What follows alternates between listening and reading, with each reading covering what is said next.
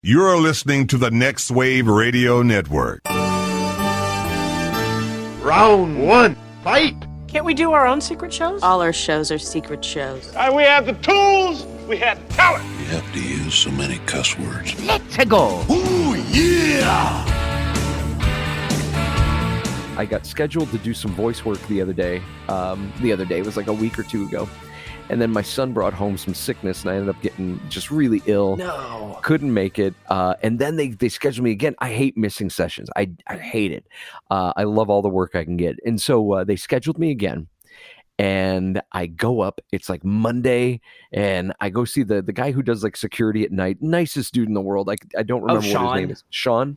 He kind of ginger short hair. Yeah. He's like, so you nice. live here, man. I see you all the time. I'm like, yeah, I'm sorry. You know, they bring me up. I do funny voices and die really well. And he's like, show me your death. Do a death right now. Die right now. I don't. You're hired. He's like, I don't see you on the list for tonight. I'm like, really? I've got a Walla session. Supposed to be at like 8:30, 9 o'clock. He's like, I'm looking at the list. Who are you supposed to be with? And I go and look at my phone, and I'm like, I noticed that it was Wednesday. Like I was supposed to be there on Wednesday, and I'd come up on a Monday. I was like, oh no. That's a long drive for you too, isn't it? It's a bit of a drive. Yeah, it's a bit of a drive. And the fortunate thing is I do the occasional voice acting there too, but often they will only let me act from 6 to 10 at night because I'm an audio engineer and I have stuff to be doing from 10 to 6. So, but it's so easy for me. I've never been in a scenario where it's like, I showed up to the studio on the wrong day. It's like my session is going to be at 6:15 and I just got off work like 15 minutes ago in the same building. You know? How will I ever make it? No, the director's never going to cast me again. I'm gonna be late. Dude, I walk around with that fear constantly. I'm like, they're never gonna cast me. I was a minute late. Yeah. Well, this time you were 2 days early. So I was 2 days early. Yeah. And this guy's got moxie. They're gonna double cast you. I know, now. right? They're gonna be like, you're gonna be 2 speaking roles in this one show. That's so funny. No, if you change the voice up, no one's gonna realize you're 2 important characters in this episode. You know, I don't have that kind of range. What are you talking about? They both die. It's right in your wheelhouse. Oh man! All right. So this is the LowRes HighDef podcast on the Next Wave Radio Network. My name's Joe, and I'm Joel. And this is a lot like our previous podcasting efforts, where we had the editing bay and the 16-bit gladiators. We talk about pop culture, but we don't narrow it down. We don't put ourselves in a little box. We like to keep it open. Mm-hmm. We'll talk about anything. We talk about TV, movies, music, art, whatever it is. Video games tends to drive the discussion more often than not. And the great thing about this is that we're never really tied down to one thing. But what we can do is revisit some of our older work, our previous episodes on other podcasts. And that's what we're going to be doing tonight. We're sitting here just days away from the release of Legend of Zelda, Tears of the Kingdom. And we have invited our friend Paul Cline, who you may have heard on the editing, our 16-bit gladiators, where we talked about the Legend of Zelda. We've talked about Kingdom Hearts with him. And at the time when we talked to him, he had never played Breath of the Wild. And I think all of us were like, dude, you need to play this. Paul, you should play this game. It's amazing. This is a Zelda podcast. What are you doing right now? And so like maybe a year or so later, I ran into Paul up at Crunchyroll, where he works as an audio engineer, assistant director. You're an AD, right? Yep, I do audio engineering, assistant directing, and acting sometimes. Yep. There you go.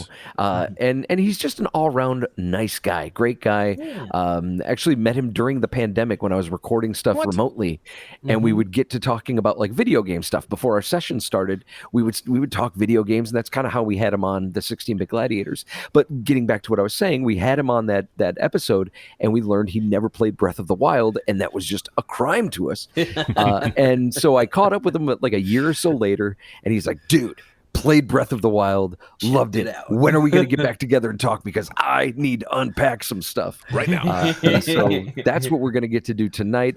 We've also got Jay on the line. Jay, how you doing? Hey. And this is going to be like we're gonna fit like 10 pounds of content into a 5-pound bag.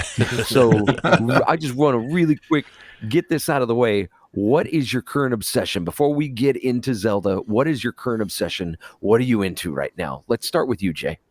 With me? Oh shit. Still pretty deep into Final Fantasy 14. Just kind of trying to grind through all the stuff I'm trying to do before Tears of the Kingdom comes out, because I know that game's going to take my entire free time. You should be able to squeeze that in between now and Friday, I think. yeah, just a little bit. Dude, I picked up on the Steam sale. They had Final Fantasy 14 reduced, so I picked it up and loaded it on the new Steam Deck. And maybe we'll get back to running around a little bit. If I'm not gonna get you to play Star Wars with me, well, damn it, I'll come play some Final Fantasy with you. I picked up FF14 a little bit, and my friends joined me, and I was just getting started, and so I was having fun. But they picked me up in like a literal flying car, and they all have like incredible abilities, and they're all like showing off and stuff. And I'm just like, I can't attack a simple like enemy out in the field without like running for my life. So I think we're on like different planes of our experience with this game right now. I watched, and I've never experienced it except in this game. If you're not playing up to the same level as a bunch of other people, like it was one of the things that drove me away from this game. Is like there's an element of like bullying with people that played this game. I got bullied, and Jay was there for it too. Like I got bullied pretty hardcore, and I was like, bro, what is up with these folks? And he's like, I don't know, they're just jerks. Ignore them. I'm like, I can't. They're like private messaging me about how much I suck at this game. Middle school all over again. That's like Mario Kart. I experienced that with Mario Kart. Like you think, hey, Mario Kart, what a fun, easy, casual game. I think I'm going to play online and see who I get, and then just get smoked immediately. Oh yeah. Wrong move. Yeah. Curve These guys that they know all the shortcuts and stuff. Yeah. Paul, what's your obsession right now? Does it have to be a video game, or can I be obsessed with other things? It doesn't have to be, no. It does not, no. Currently, there's a couple things that I'm obsessed with currently. I started watching this show on Disney Plus, which is a kid show, a Disney show called The Owl House. Oh my God, my niece loves that show. My niece and nephew are all about Owl House. It's so good. And I'm sitting here as a 30-year-old person, and I'm watching this show for kids called The Owl House, and I'm like, this is a really good show. It's like Harry Potter for kids or something, right? Basically, but it also kind of makes fun of Harry Potter and some like really, there's a scene that like really stands out to me where they're playing like the equivalent of Quidditch, and during the course of the plot, like the girl that you don't want to win, her team wins because they catch, I forget what they call it, but it's like the rusty midge or something like that, and it's their equivalent of the snitch. And the main character, Luce, she walks up to this girl and she goes on this whole tirade of like, but how, like, that's such a dumb rule to have in a game, like where like you catch that one thing and then all of our hard work over the course of this entire game is just completely eliminated. You automatically win. What kind of stupid game has a rule like that? That's a dumb rule. And Preach. They're clearly making fun of, like the rules of Harry Potter. So I mean, I feel like a lot of it is in good fun though. So they're not just like trying to bash or tear down Harry Potter. They're just like, hey, this was maybe a silly way to write this or something like that, But so I'm currently obsessed with that show. It's really good. And I've been reading these novels, they're manga called Golden Kamuy, because I worked on a show for a brief period of time called Golden Kamuy, and I binged the show, and it's a really good show.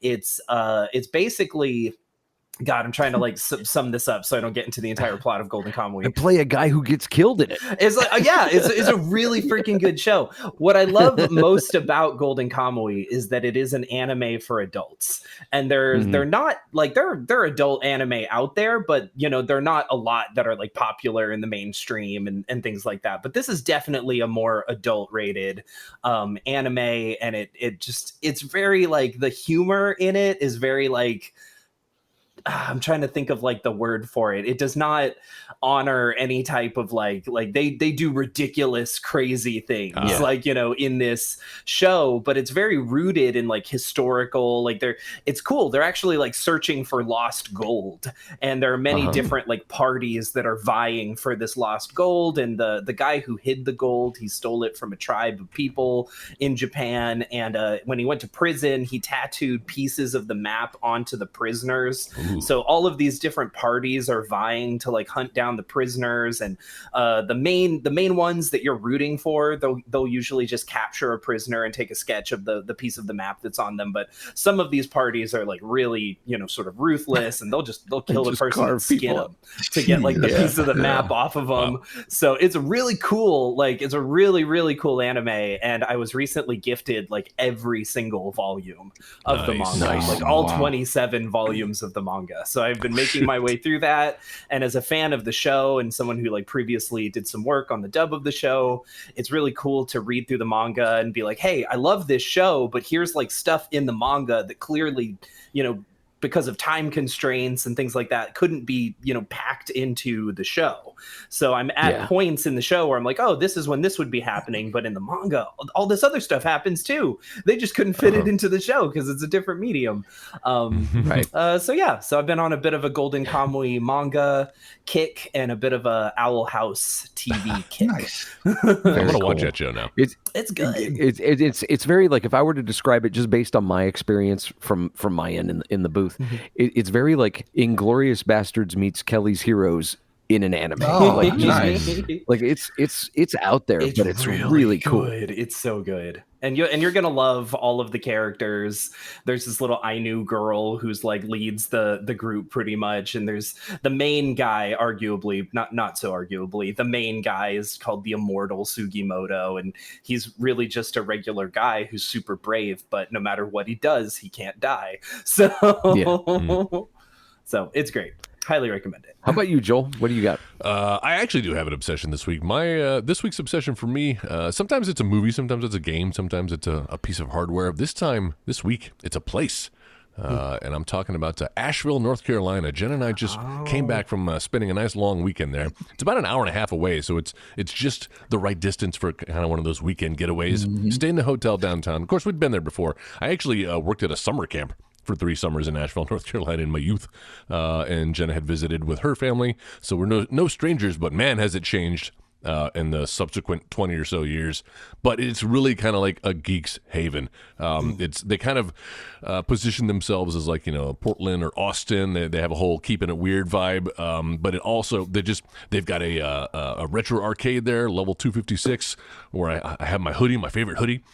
This past trip, we just discovered a place called Orbit DVD, which is kind of like a movie trading company, but they've got VHS, DVD, Blu-ray, games, old used games, like a bunch of rare stuff, comics, horror stuff, books. It's just, we could have spent an entire day there. We were there 2 hours, and they were kicking us out when it was closing. And it's just really cool. There's a little music venue downtown that was within walking distance of the hotel. That was the whole reason we were in town seeing a band. And then there's this cool little like 2-screen movie theater like right downtown. It looks like the old Once Upon a Time in Hollywood theaters where you can see like indie films, but you could also see kind of the first runs. If you've never been to Asheville, North Carolina, I highly recommend it. It's great, and it's also it's like a 2,000 feet elevation, and they get snow. Like you're right there at the end of the Appalachian Mountains, and or you can go in spring or summer where it's just perfect, gorgeous weather, a lot of hills, really cool hip vibe there. Everyone is so friendly. They really keep it weird in Asheville, North Carolina. That's my obsession. There you go. That sounds cool, man. Last summer, during our vacation that we took to Tennessee, we went down to Asheville one day, and I think I remember passing by that level 256, and I was wondering if that was an arcade. So that's awesome. Oh, yeah. Oh, dude, and that's where I took those pictures of that Big Lebowski pinball machine that I showed you. That thing is so sweet. Whoa. That thing is so sweet. Paul, there's only 400 of these made. Whoa. I've never seen it before. It's made from a company out of, it was a Dutch company, right? Mm-hmm. They've never made another pinball machine. This is their first one, and they just fucking knocked it out of the park. First and only. That's awesome. It's beautiful to play sound bites and clips, and the way it's designed, it's awesome. It's like Once Upon a Time in Mexico. Like once it was done, somebody went in and just murdered everyone that made it. They'll never make anything as good ever again. This product is too perfect. That's rad. Well, my obsession is of the vinyl variety. Since I got back working in the radio again, I've reconnected with some people and made some new connections and made some new friendships. And one of those friendships is with one of the tour managers for Metallica who works for Q Prime. And we've been working on promoting, but we've been working on, promoting Metallica's tour. They're going to be coming through town in August. And, they just had a new release called 72 Seasons. And I've been working with him on that. And just, we spent some time just on the phone talking about some things. He wanted to know what my history was. I was like, actually, one of my first gigs was working a Metallica show. Like my first marketing director job was for the Eagle. And my first gig was a Metallica show at Texas Stadium in 2003.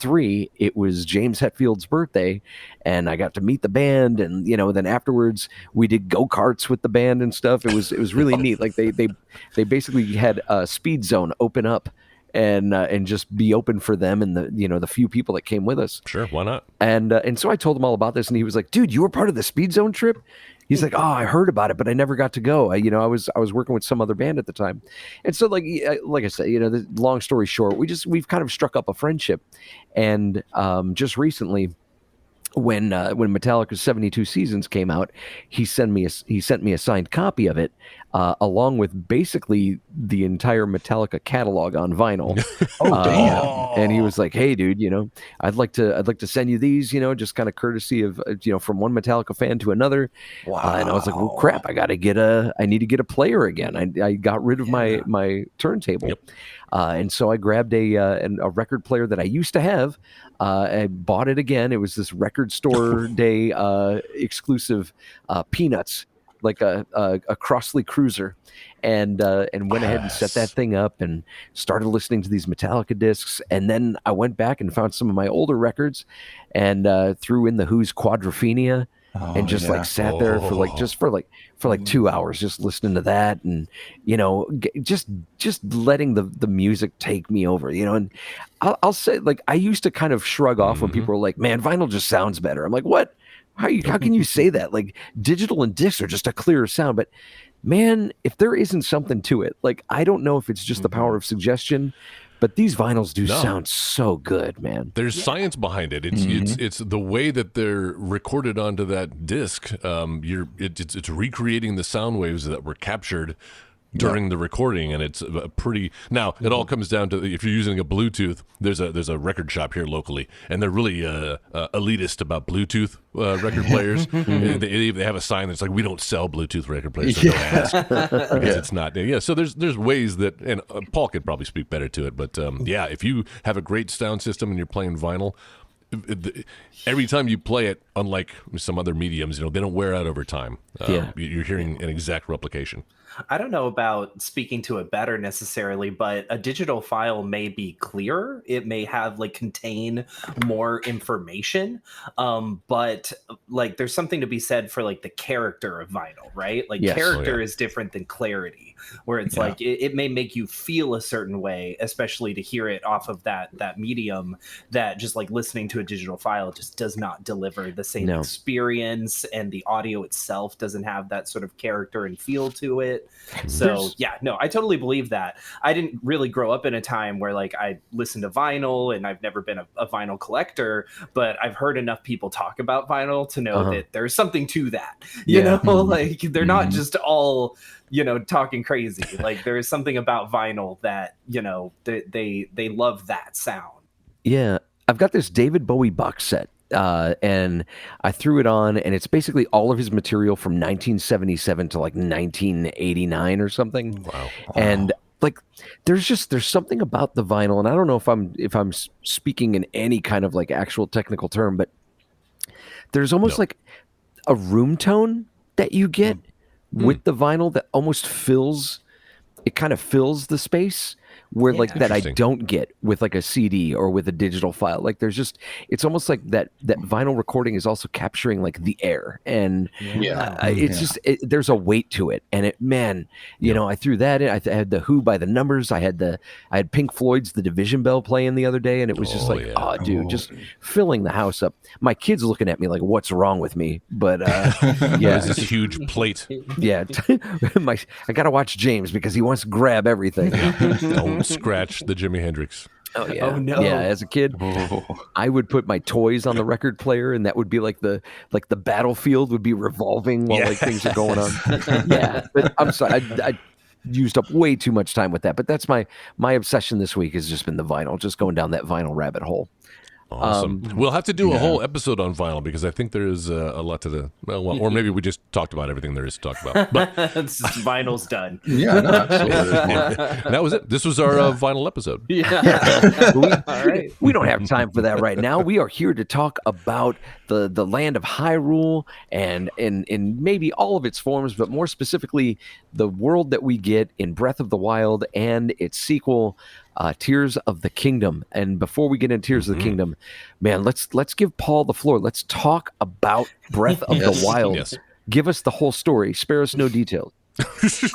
Well, well, that's a dangerous game once you get me talking. But no, it was a great game. Like from the second I jumped in, there were some things that I definitely took time to get used to, and there's some things that I never quite got used to in terms of just them being frustrating. I think the biggest one, because there's so many positives to that game, that I think I should start with the biggest detractor, which is the weapon system. I knew which, it. To this like day, I'm just like, are you freaking kidding me? Like I just got this weapon, now it's breaking.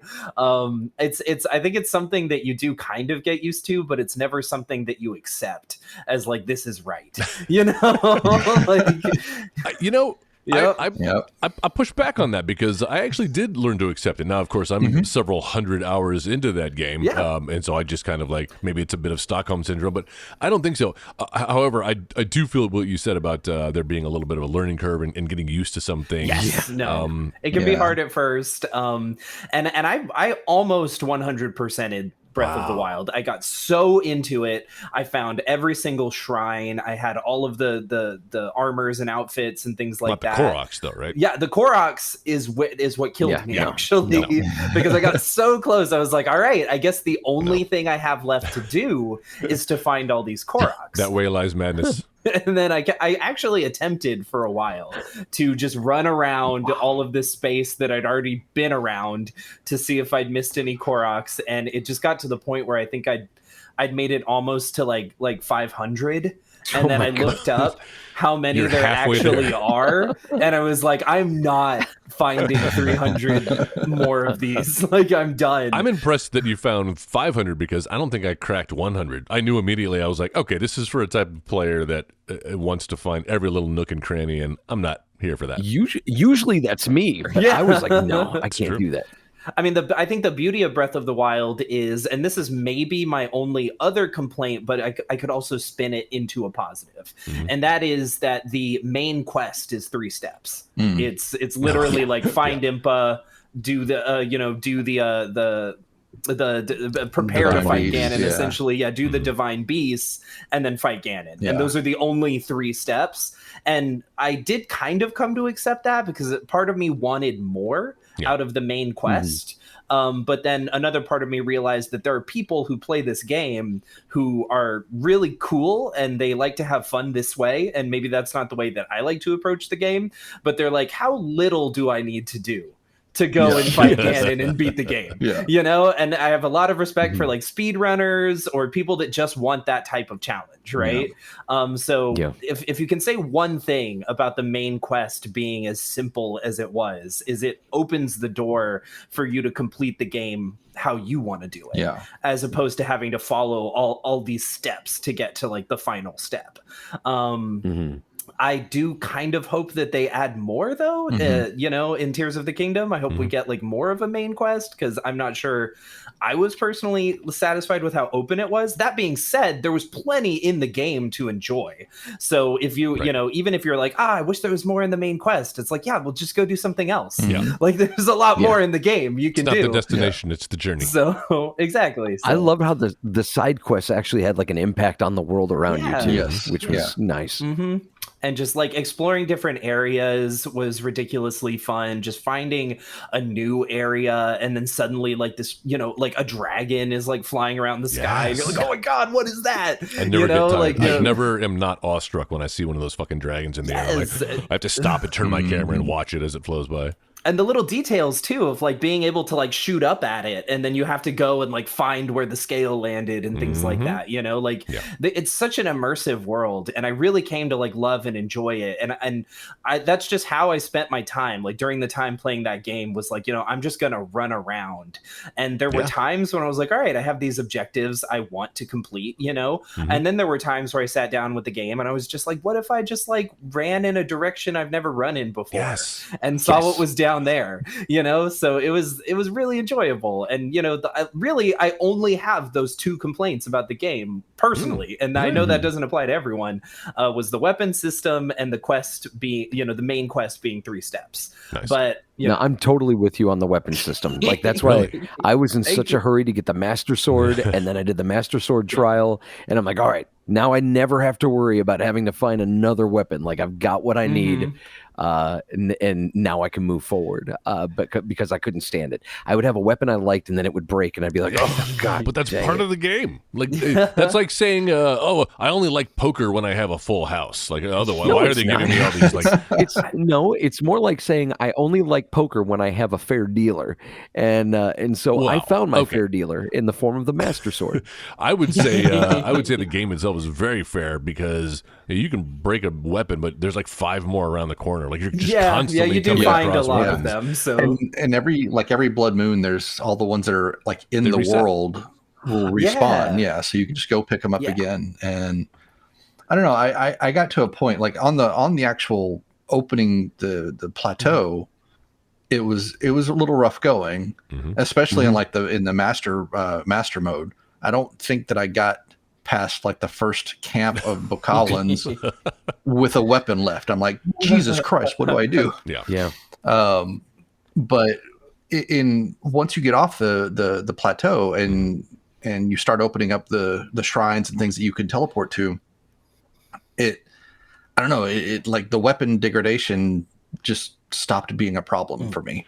I do hear you, Joe, about like finding that one weapon that like, oh, this thing's best. I need this to take with me. But it kind of breaks you from being a hoarder because I used to do that. I don't like being a hoarder. I'm a Resident Evil fan. Like you cannot hoard. You've got to put things away. And I do like hoarding in gaming, and I was a little disappointed that when I got my house in Hateno Village, that I couldn't like there was a limit to how many weapons you can upgrade and get like 3 like sword places and 3 shield places, and I was like, well, you mean I can't just dump all of the stuff I want to keep forever into this house and just have it stay there forever? Well, why would you when Link can seemingly carry an infinite number of items and clothing and meals? That is true. I think, I know recently I had my obsession with Elden Ring, and how I couldn't get into any From Software games at all up until this point. Like I tried Dark Souls a few times, was like, I just can't get into it. But Elden Ring, there was something special about it, something that I was like, man, I'm really into this. I'm feeling it. And I think it 100% has to do with the fact that they basically took what was great about Breath of the Wild and applied it to the FromSoft, play style, and it worked. It worked very well. But kind of like what Paul was saying, like sometimes you just felt like, I'm not going to take this linear path. I'm just going to pick another place and just go that way and see what I find. And it's that feeling of exploration, that satisfaction of like kind of, of going, coming across like this, the crest of a hill and just seeing this whole new thing before you. Like, I remember when I thought that I had seen the breadth of what Breath of the Wild had to offer, and suddenly I'm like going into a desert area and this giant beast is like walking around in the sand, and I'm like, what the hell is this thing? I remember telling Jay, I'm like, what is it? He's like, you'll see. I'm like, what do you mean you see? I thought I've basically been from one end of the map to the other. He's like, no, you haven't even scratched the surface yet. He was right. Just another thing that I wish you could keep is the Lord of the Mountain. What is it? The Lord of the Hills or the Lord of the Mountains? I wish that could just be like, once you find that and register it as at a stable, like, oh, I just have this now. And like, I don't need another horse ever again. I'm just going to ride the Lord of the Mountains around. But it disappears. It won't let you register it. And I'm like, no. Yeah. Same thing with the bone horses. I wish you could do the bone horses too. Did you try to register? Did you take it to a? Yes, I did. I was like, well, I thought I'd found like the best mount in the whole game. Yeah. And I was like, I'm gonna go register this thing right away. So I went down and I tried, and I got off it, I think, to register it, and it disappears after a certain amount of time not being on it. So I just ride my motorcycle around. I don't know what you're talking about. Spoiler alert. Yeah, it's that DLC. I'm just kidding. I'll boot up the game every once in a while just to ride around on that thing still, just speed around and like run into some bokoblins. And Paul, did you do the DLC? I did a little bit of the DLC, and I think I was getting out of the game at that point where I was excited for more, so I bought the DLC, and I did like one of the DLC missions. I remember going around an area where it was like mostly like a flooded bog area, and I was looking for a letter, and then at that time I dedicated so many hours into this game that it was just the time that like we've all experienced, but you hardly ever like remember this moment of you put the controller down and you're like, I'm going to come back to this game. And then you don't, for a while, at least for a while. So unfortunately, I paid for the DLC and abandoned it. I would recommend doing it. You don't necessarily have to do the letters, because those are pretty much just the outfits that are included. So if you want to get the outfits, do them. But if you're not too into that, but definitely do the shrines and the final.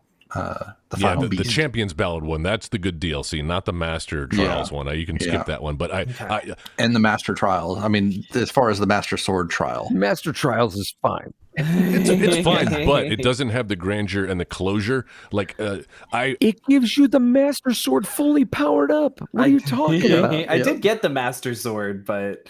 No, but from a boss fight, I would say at the end of the Champions Ballad DLC is the best boss battle in that game. And it really adds a level of completion to it.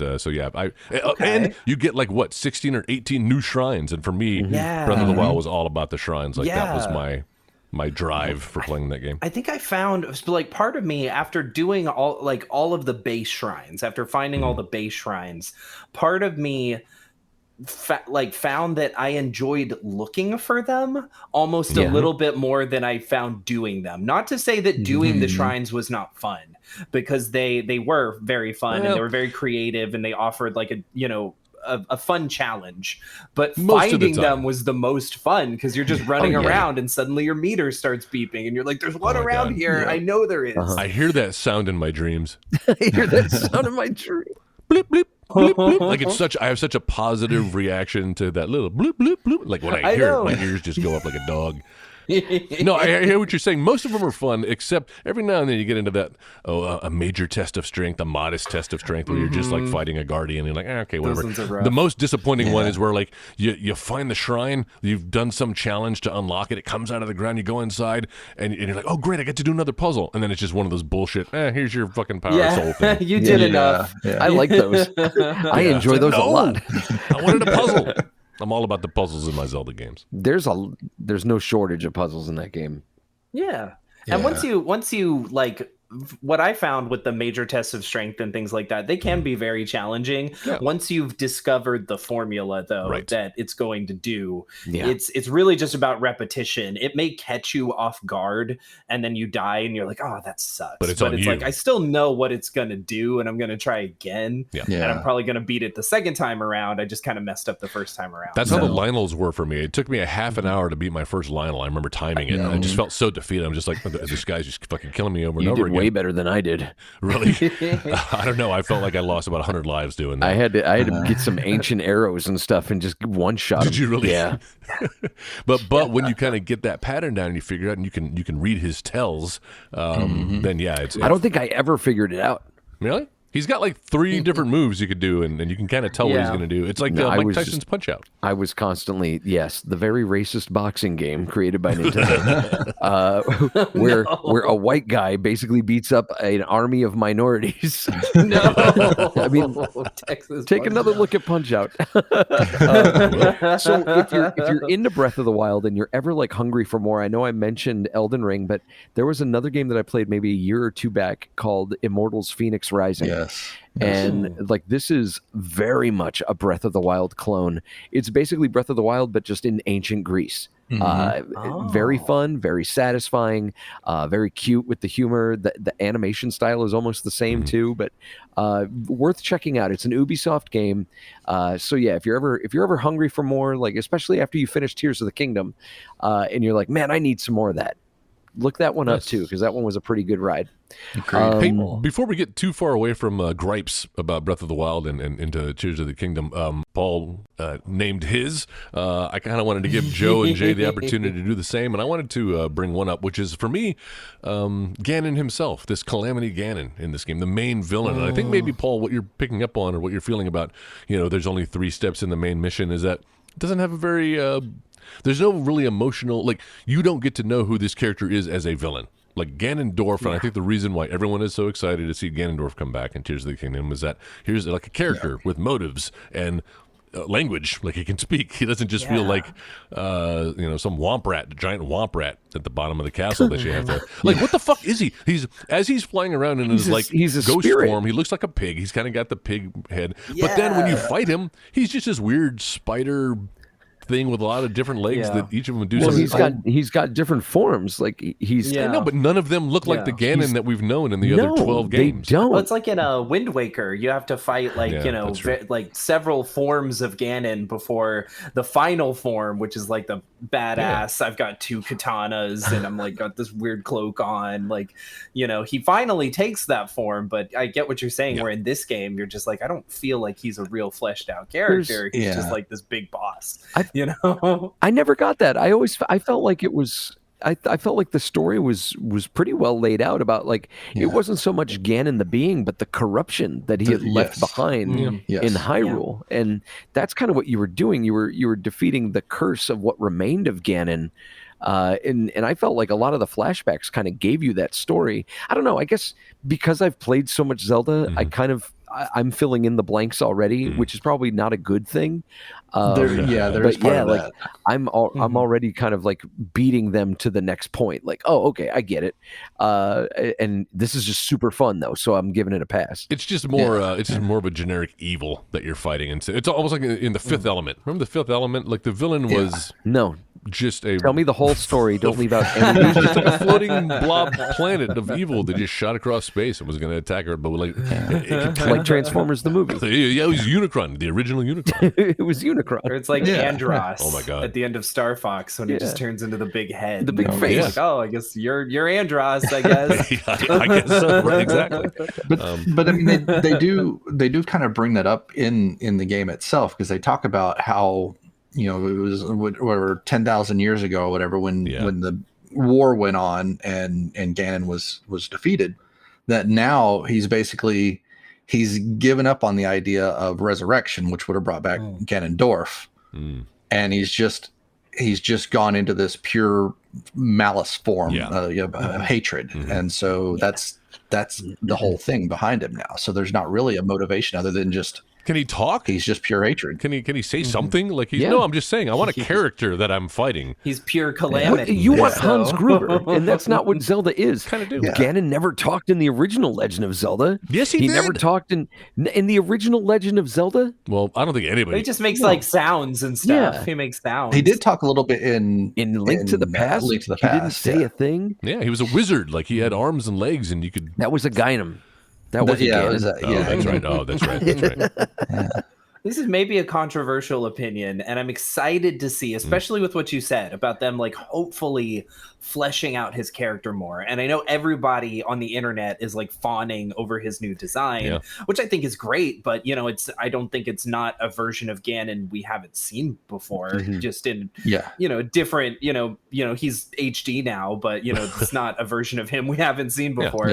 So maybe this is a controversial opinion. I'm looking forward to what they do with him in Tears of the Kingdom, but I do kind of wish we could sort of break the hero's cycle a little bit, and I wish we could get a Zelda game with a villain that's not Ganon. I think it's been decades, and I think like we're kind of like, maybe I'm the only one, or maybe there are other people who are kind of like, I wish we could go up against a new, fresh person with a cool design and, a different backstory. And just to give the listener a little bit of insight, and if you've listened to Paul in previous episodes, Paul is a big fan, as I am as well, of the Oracle of Seasons and Oracle of Ages games, and those were amazing. Which are not Ganon. Like Ganon is not the villain of those games. I was just at work today talking to some people about this, and I expressed this opinion about how I wish we could see a villain that's not Ganon. I'm excited for Tears of the Kingdom, but I wish we could see a villain that's not Ganon. And someone mentioned like, well, it's always been Ganon. And I was like, no, these Game Boy Color games that I loved when I was a kid had different villains, and they weren't motivated by Ganon, Link's Awakening. Yep, Link's Awakening. Yeah, it's the Windfish. I was just going to say that there is a theory going around, and it's all based off of the trailer and seeing Ganondorf, but also seeing the back with the fiery kind of hair, which looks a whole lot like Demise from Skyward Sword. And there's this theory going around that maybe this game is, they're kind of doing a misdirection, making you think that Ganondorf is going to be the villain in this game, but maybe he's tired of this cycle as well. Ooh. And maybe it ends up that he's working with you or working with Zelda or whatever to try to break this cycle that's been going on for however many millennia. That's cool. So I'd like to see that. Yeah, I would like to see something like that. Break free, break from the chain. How meta of them for them to be like, Ganon is also tired of being the villain in every game, so he's actually going to be something else now. So then they just bring in Bowser and Mother Brain from Metroid. Mother Brain. Oh my god. Does that mean Ganon goes over to Mario games? Yes. What was that? I just saw a video of that recently. It's like, what if villains from video games switched games or whatever? And it's like Dr. Wily goes and fights Mario. And he's like, wait a minute, that's all you do? You just jump?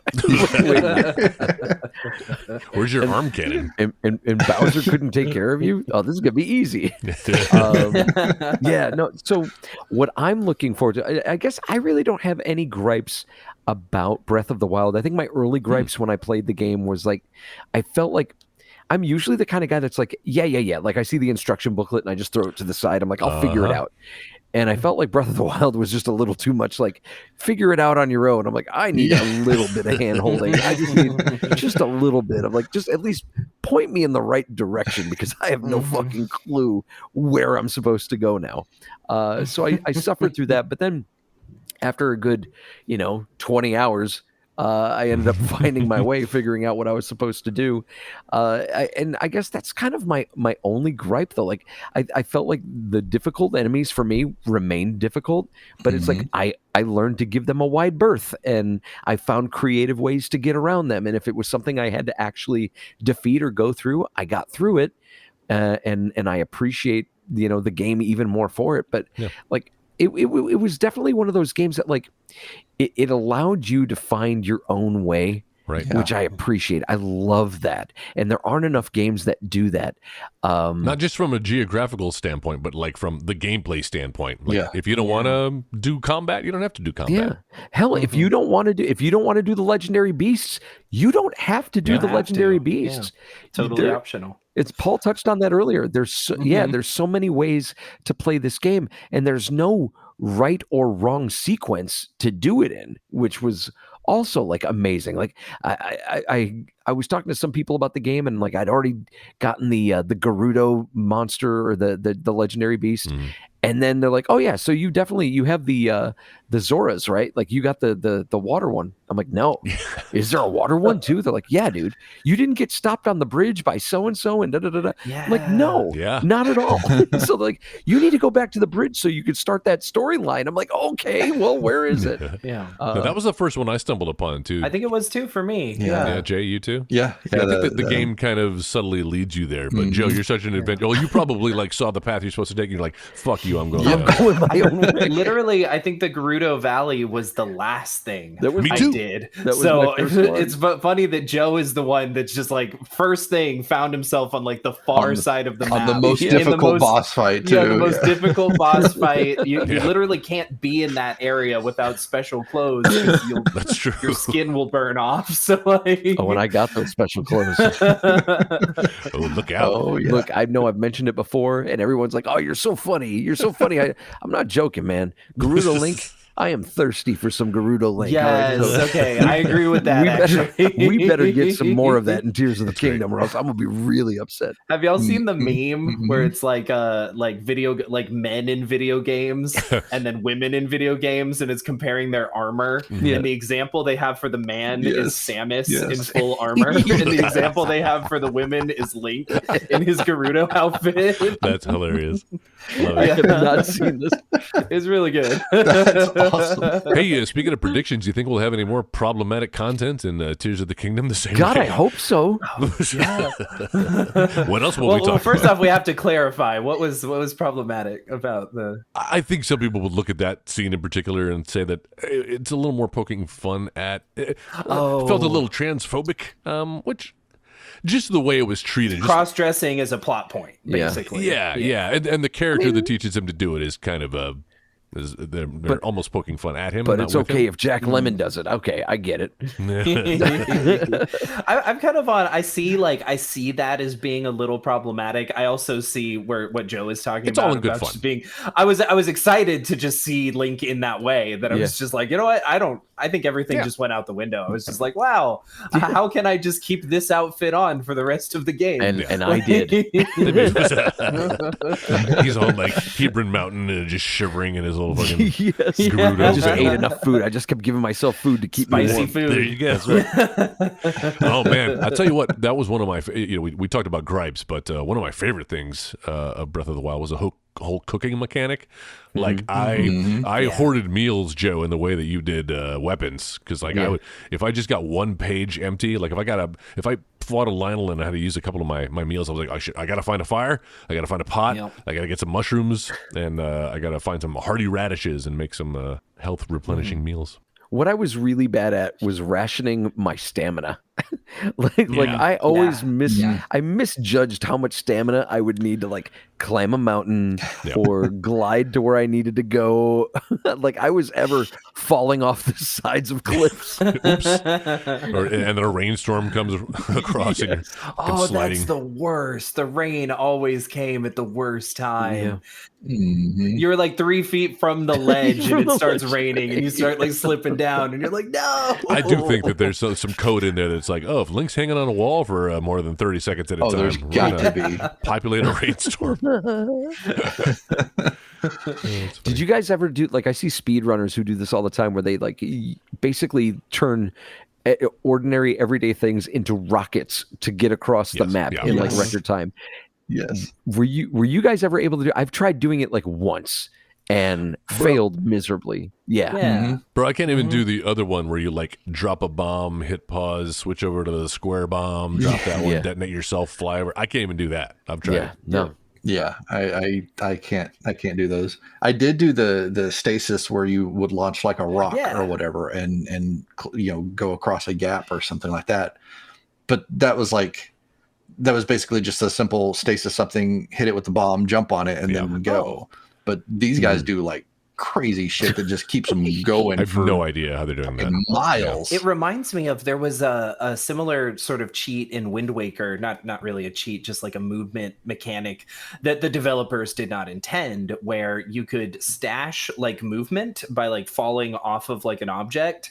And then I don't know the exact way that they did it, but essentially they would get Link in the water and then they would swim almost like for like 5 minutes just up against a pier or something like that. And if you executed it properly, it used all of that stashed movement all at once, and it literally like sent you flying across like the ocean. And there were speedrunners that actually used this to be like, I can get from one side of the map to the other side of the map like super early on in the game by doing this. So it kind of like reminds me of that, of like speedrunners finding ways to be like, how can I like launch myself from one side of the map to the other?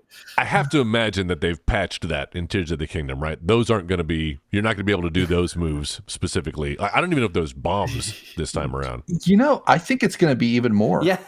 I think it's going to be even more this time with the whole fuse mechanic and the ultra hand stuff where you can just build your own like airships and things to go around. I think it's going to go even more. I guess you don't need to break the game when the game has kind of broken itself and given you the tools to put it back together. Supposed to be. I don't know if y'all have seen the newest trailer. I think we all have. Yeah, I don't think I have. Okay.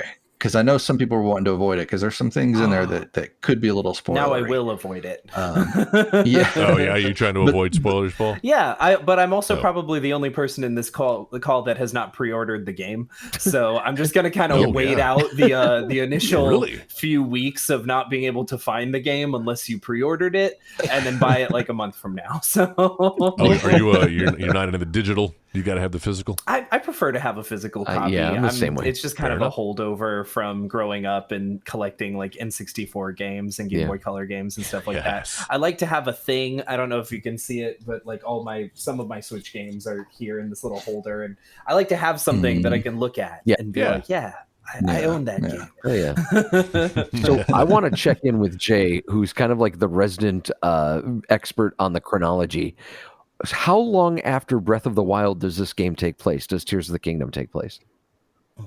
It looks like it's going to be probably around 5 or 6 years, because again, some of the stuff that you see in the most recent trailer, there are some people that they show that were in the first game and they have aged an appropriate amount of time between the two games. So I'm guessing probably around 5 or 6 years. So where do these games, because I've forgotten, where do these games fall in the chronology, the complete chronology? Are these at the very beginning? Are they at the very end? Very end. Yeah. There's never been like a specific, like they've come out and said, okay, this is specifically where it is, other than it's at the end of all the timelines. And some of the stuff that you find in Breath of the Wild, like there's the walls in Lanryu. Lanayru. Yeah, the Zora. There we go. Yeah. Zora's domain. Yeah. The walls that you can find and you can read about, and you can read about like stuff that happened in Ocarina of Time. You find like the little salt rocks, and if you read the lore on the little lore snippet on the salt rocks, talks about how the world was once covered in an ocean, and that's where these are left over from. Awesome. Yeah. Cool.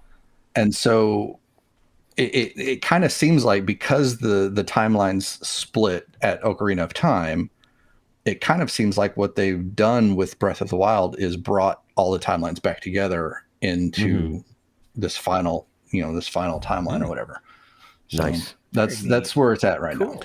I keep hearing about the Zonai, and I kind of had to look up what that was or who they were.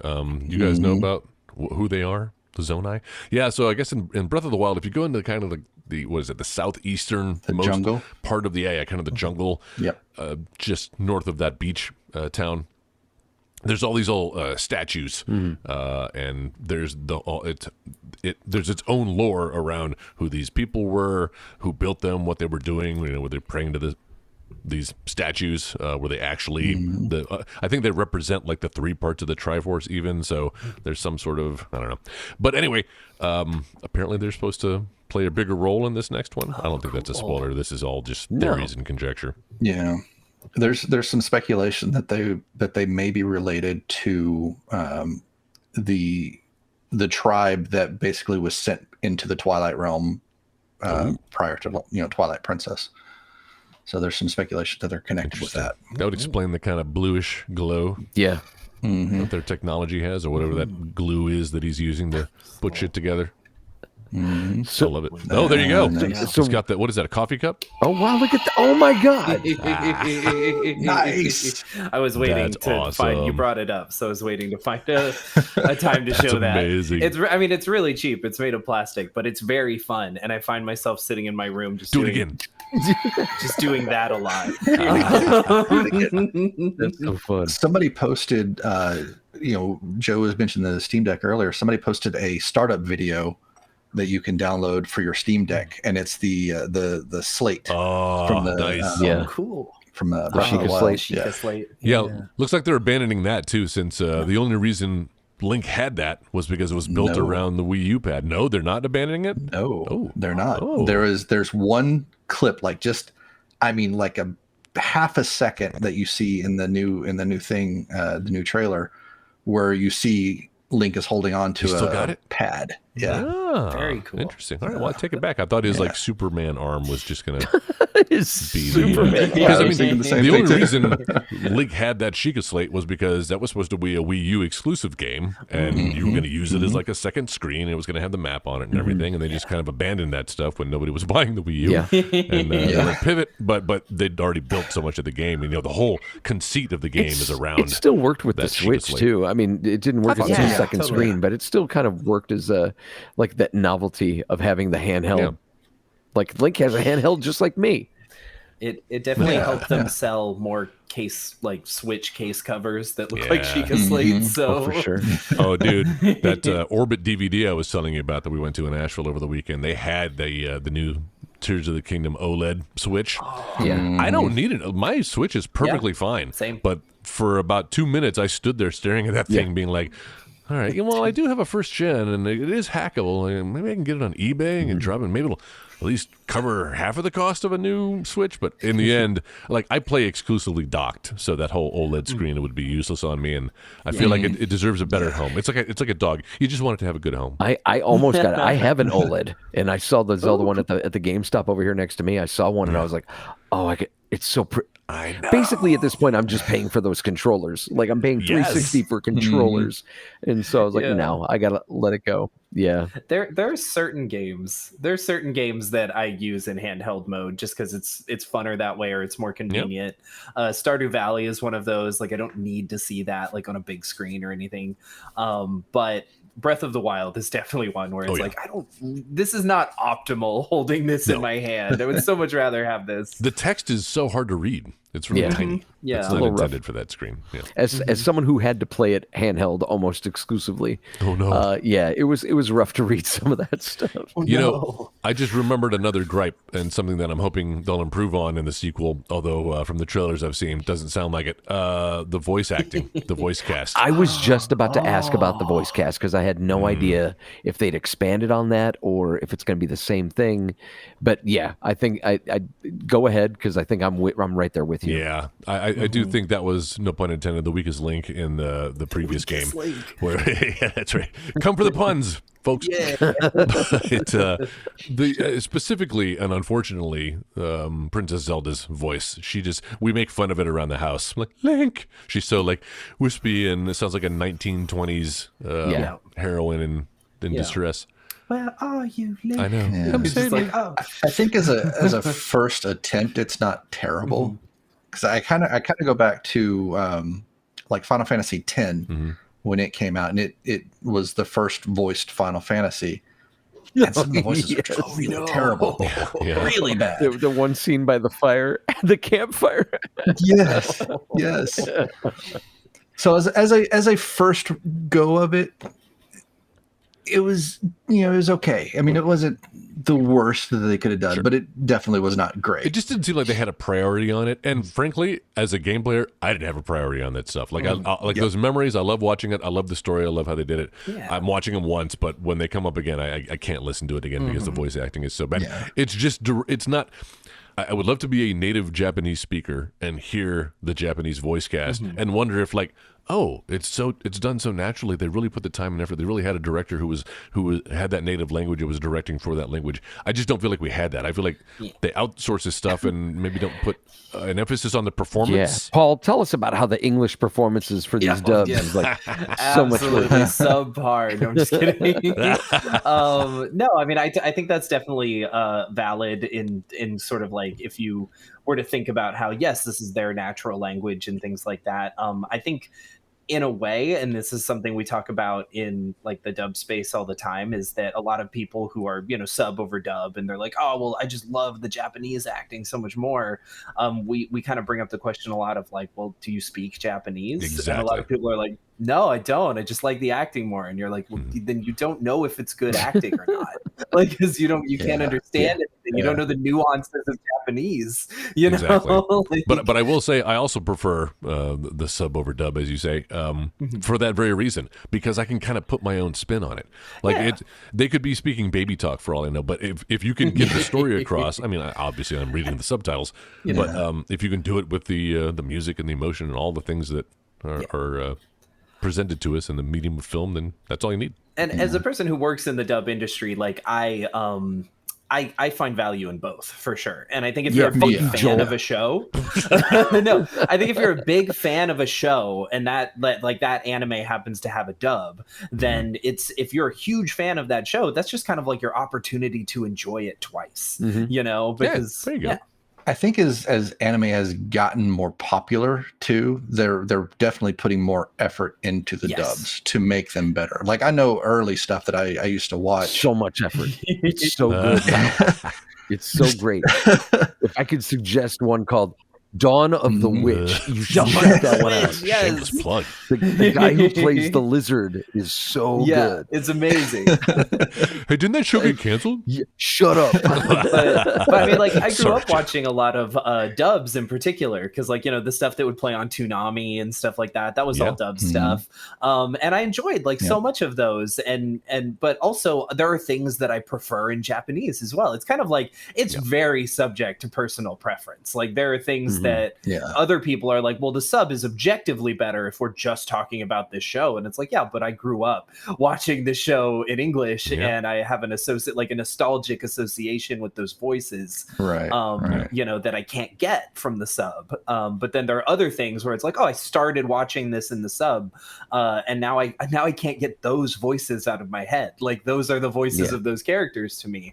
So I think it's very subject to like personal, when you start something and what language you start it in, right? You know, I don't need it to be Oscar-worthy performances. I just don't need it to distract and detract from the movie.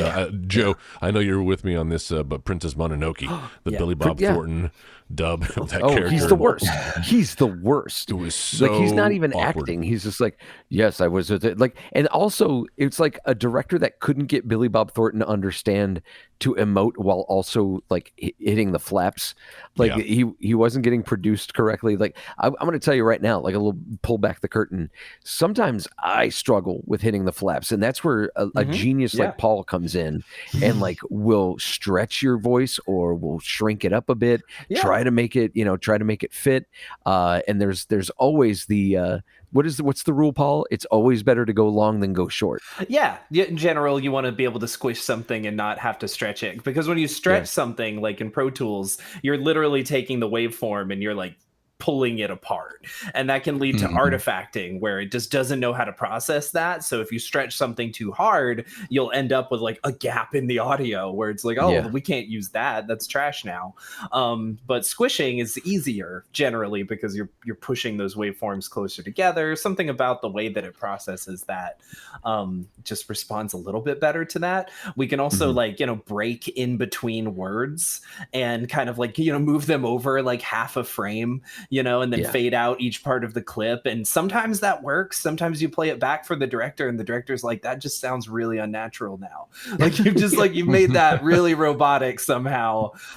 So, I mean, like there's a lot of things that I can do in my profession to like help actors like Joe out.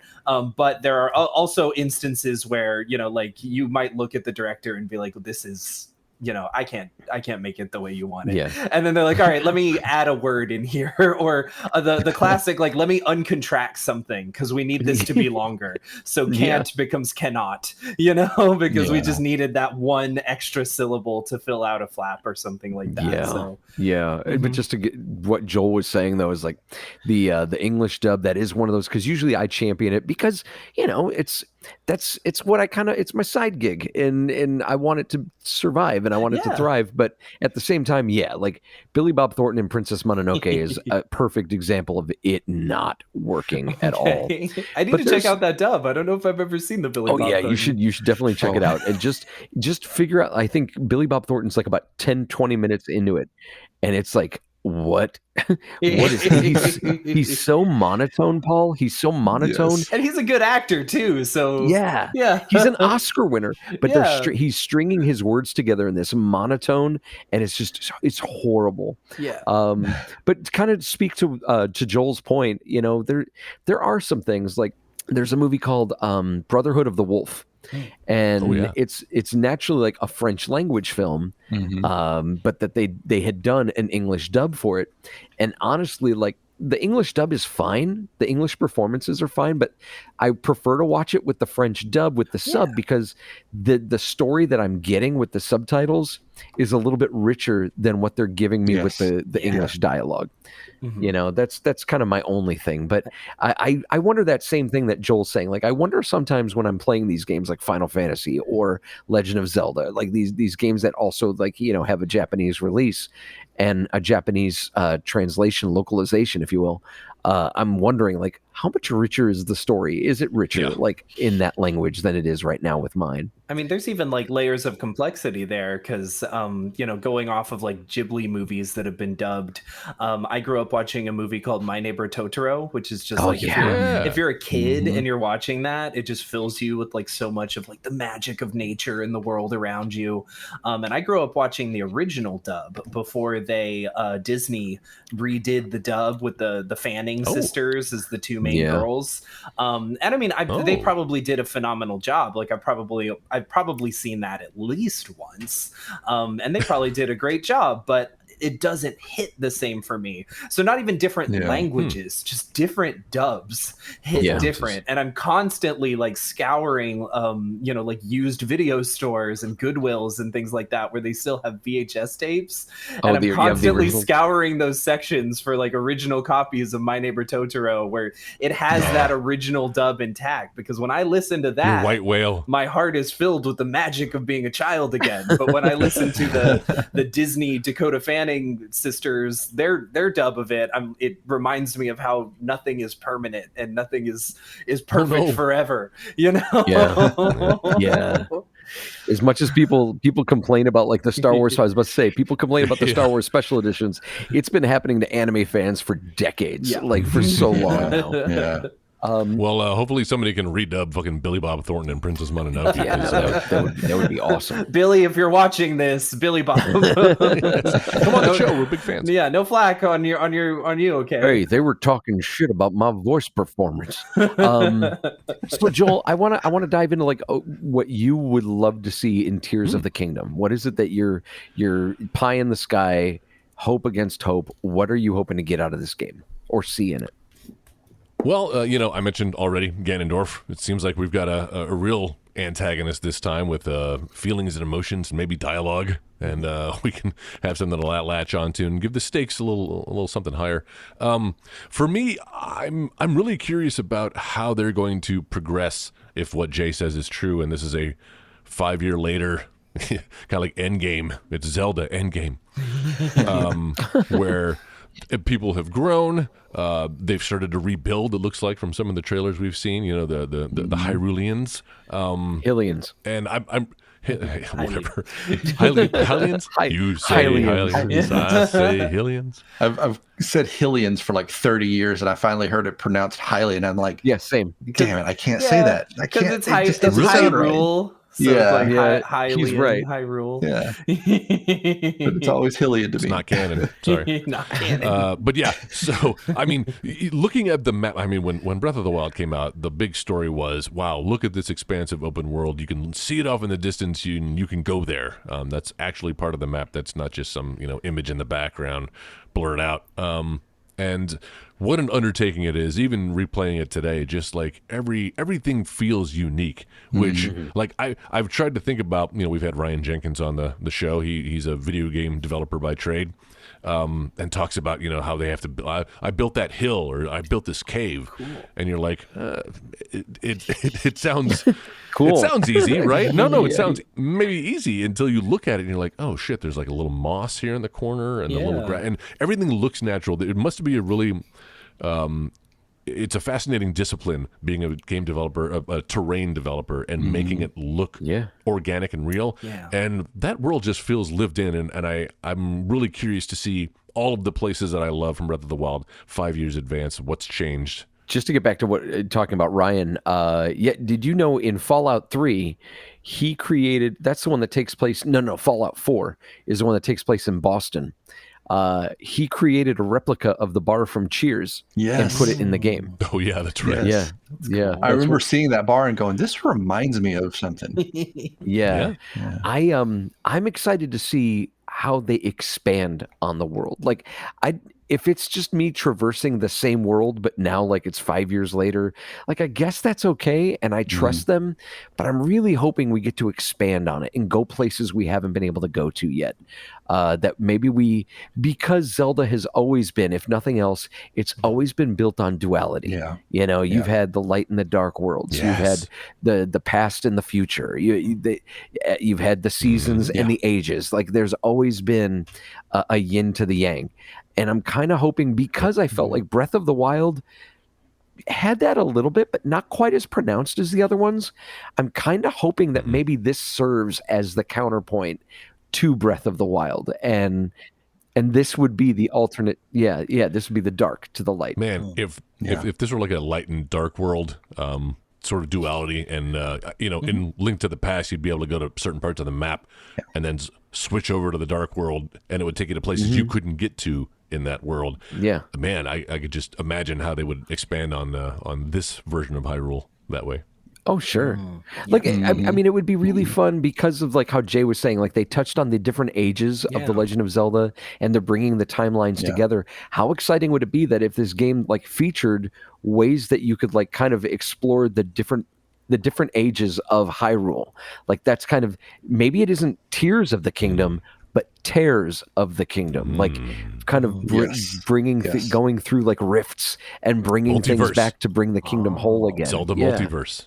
I want to see I personally want to see the Subrosians again, even though I doubt that will ever occur. They're my favorite Legend of Zelda fantasy race out of all of them, but they were only ever in, Oracle of Ages briefly and Oracle of Seasons.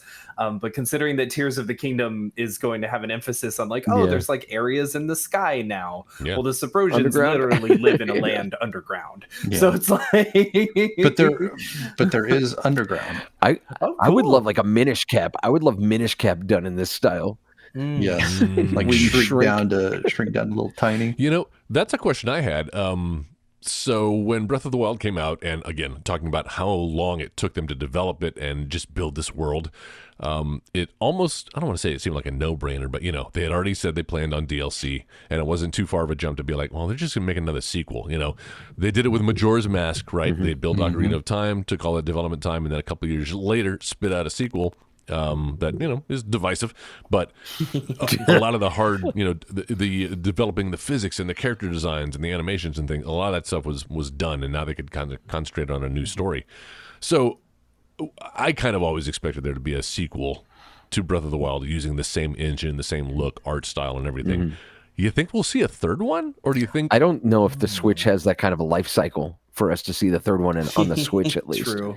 Probably not on the Switch, yeah. I mean, we're 10, 11 years into the Switch? Not quite that far. We're what, 7 years? 7, right? Yeah, so 7 years. Yeah. I was talking to someone recently who was saying that the Switch is ending, or it's nearing the end of its life cycle. Yeah. They generally go for about 6 or 7 years. Yeah. And then they come out with something new. So it would be very unlikely to see a third game on anything but a new console. Yeah. The only way that I could see that happening is if they were developing both games basically simultaneously. Yeah. And so that they release this one, and then like in a year, it's like, okay, here's the next one. But I doubt that they would do that. Well, it makes me kind of sad then, because it's like your favorite playground is going away. Well, or it's not necessarily. It's upgraded into the next system. Yeah. Yeah. Could just be on the next system. Yeah. I mean, the Switch is like wildly successful as like a format. Yeah. So maybe the next console will just be, well, we already have the OLED Switch, but maybe the next console will be, hey, we brought slightly new things to the table, but like we know y'all love the Switch. Here's just a better Switch. The Nintendo Switch back. Yeah, like mega Switch. Mega Switch. Mega Switch. But if what you guys are saying is true, it would be a different world map. It would be they'd start from scratch again and put things in different places, and the designs would be different. Kind of like, okay, so what I'm thinking is like the Adventure of Link versus the Legend of Zelda, where the entire map of the Legend of Zelda was just a fraction of what you explored in the Adventure of Link. So like basically we still have all that area that we explored in Breath of the Wild, but then we expand the world. Like we can now go even further out. Yep. That's kind of what I'm saying. Not that we're scrapping what we've already been to, but just expanding on it. Like how you reach the edge of the map in the game, and you can tell there's land like far out there, but you're like, if I try to reach that, I'm definitely gonna fall off and die. But they could just like, hey, now there's a bridge here, and you can go to this new world, and explore that. But you can still come back to the old one if you want. And if they do end up doing something kind of like that, I like that. I could see them doing something like that with like Labrina and Holodrum as places that you could go to. That would be cool. Because there's technically supposed to be like physical areas that he went to, unlike Termina, which was kind of like a mirror world or mirror dimension or whatever. So could do something with that. That would be amazing. And my little kid heart playing my Game Boy Color in the back of my parents' car would be like, yes, I finally get to go into these areas. That's funny. All right. Does anybody have anything else about Tears of the Kingdom? Hopes, dreams, fears, things that they'd like to see them stay away from? I just can't wait to Fortnite jump off of a big area in the sky. Yeah, that does look fun. That looks fun. They definitely took some notes from that. I mean, this is a little bittersweet because it's almost like, when Episode 1, Star Wars, came out, the prequels, the build-up, the hype had been so intensified and building for so long that nothing was going to live up to it. And I kind of feel like I'm setting myself up for a little bit of, not disappointment, but it's going to be different than what I want or what I thought it was going to be. And there's going to be that period of acceptance that I'm going to have to go through and come to grips with that is like, okay, it's not the game I would have made. Yeah. Or maybe this is what happens, Joel. Maybe it's even better. That's what I was going to say. Yeah. That's what I was going to say. Because I was kind of getting that almost like, I don't know, I kind of hoping for a little bit more from the first couple of trailers that we got from him, because it was like they would just show him, climbing the walls and stuff. I was like, yeah, but we got that in Breath of the Wild, so that's not anything new. And they would show like the sky islands and stuff. It's like, okay, cool. I mean, it's still just running around, doing the same stuff that we did in Breath of the Wild. Yeah. But then this last trailer came out, and it's like, oh, okay, all my fears are gone. I'm in. It's pretty incredible. Cool. Okay, because I did watch the initial trailer, and I think that was my hesitation. Was I hope this isn't a lot of hype in what will eventually be an expansion. Essentially, like we have the same map, we have the same areas, but like, oh, there's stuff in the sky now. You can go to that. And it's like, well, that's my biggest fear, and I'm hoping they don't. They surpass that. And maybe I will, or maybe I won't watch that final trailer just to like be surprised by like, oh, so they did that, and it's not an expansion, or it's not just DLC that you can go into the sky now. I totally recommend if you're excited about this game, check it out. It's not going to spoil anything for you in the sense that we still don't know what any of it means. Like, we're seeing scenes and you're seeing, oh, okay, there's these characters and here's these locations, but it's all out of context. Like, that'd be like go back and watch the original Breath of the Wild trailer. Like, would you say that trailer spoiled it for you? No, because there's 200 hours worth of content in that game. You can't cram it into a 5-minute. There's like video. 800 plus Koroks for you to find. So. Yeah. Oh my god. Exactly. Good luck. But it's just going to whet your appetite even more and assuage any fears that this is a small expansion. This is not. Yeah, this is a full. I think it's going to be even larger. I think so. Of a scale than the original. I mean, it has to be. They've basically doubled the surface area, or possibly tripled, because there is, like I said, there is underground for sure. Oh, cool. That would be. It would be my only hope for the game. Then, now that I've learned from Jay that there's an underground portion of the game, my only hope is that you go underground and like the first person you find is like a lonely Subrosian who's been separated from his family, and you have to take this Subrosian back to Subrosia. And it looks through the screen right at your eyes, and it's like, "Hi, Paul. I'm here. We know this is what you wanted. We know Here this you is what you want." Meanwhile, I'm like, "Why is this game calling me Paul? Yeah, wait, hold on. Hold weird. Guys, if you have anything that you're hoping for with Tears of the Kingdom, fears, or just something you wanted to share about your time with Breath of the Wild, let us know. Go to social media, look us up at LowRes HighDef, and share your thoughts with us there. We've also got a website, right, Joel? We sure do. It is LowResHighDef.com. You're going to find links there to, pretty much ways to subscribe to this podcast. So either through Apple's podcast, what's it called? Apple Spotify is what I was going to call it. Apple Podcasts or Spotify Podcasts, or your podcast player of choice. You just look us up, LowRes HighDef. Also, we do have a Facebook page. That's right, LowRes HighDef there, and a Twitter handle, which is at LowRes HighDef. So yeah, you know the name of the show. You know how to find us. There you go. And usually this is the part of the show where I would ask everybody, "Hey, what are you looking forward to in the next week?" And I feel like we've just been talking about it for the past hour and a half. So I hate to speak for everybody, but yeah. I'm looking forward to Tears of the Kingdom. I'm currently playing through the Mario and Luigi titles, just to kind of keep me going until that comes out. Then why not a Zelda title? Well, because I don't want to get burned out on Zelda before I jump into Zelda.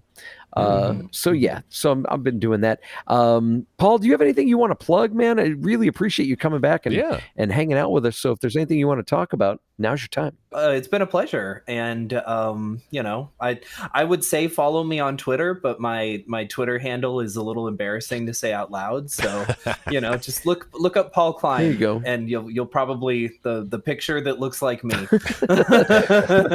It's at Draco Mouthful. No, it's not quite. It's worse than that. No, I'm just kidding. I love Quidditch. No, it's the other thing. It's the rusty schmidge. The rusty midge. Which sounds like a Shakespearean insult to me. There you go. Or a sex move. Like, how about the rusty midge? Jay, do you have anything you want to plug? Anything you want to talk about? Not cool. All right. So